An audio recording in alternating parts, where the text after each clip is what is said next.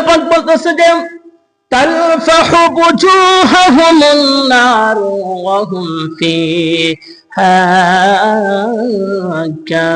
কালিহুন।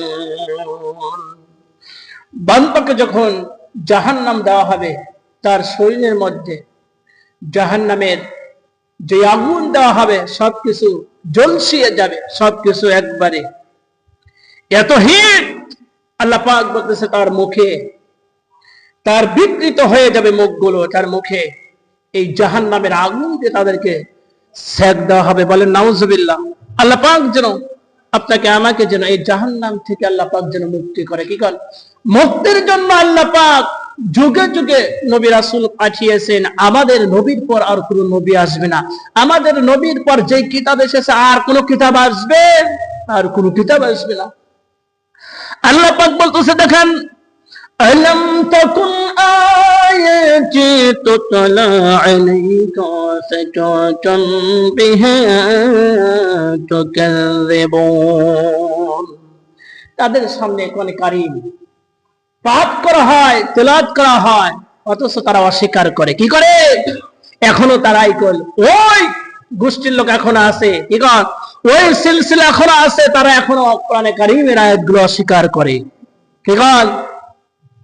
আমরা আফসোস করতেছি যে হয়তোবা আমরা তখন থাকলে আমরা গ্রহণ করতাম, এমনকি সেই কোরআন আয়াত নাই, অথচ আমরা সেই কোরআন আয়াতগুলো অস্বীকার করতেছি। যারা অস্বীকার করবে আল্লাহ পাক বলতেছে তাদেরকে এইটা দেওয়া হবে।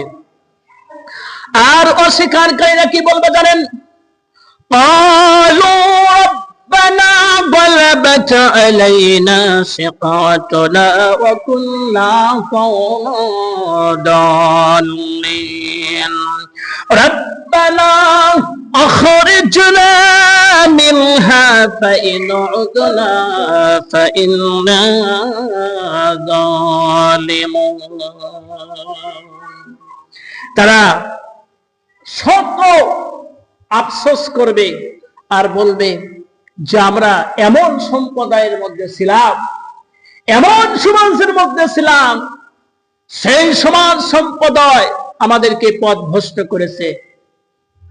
আর তারা আফসোস করবে, আল্লাহ বলবে যে আর কোন কথা বলে কোনো লাভ হবে? কোনো লাভ হবে না।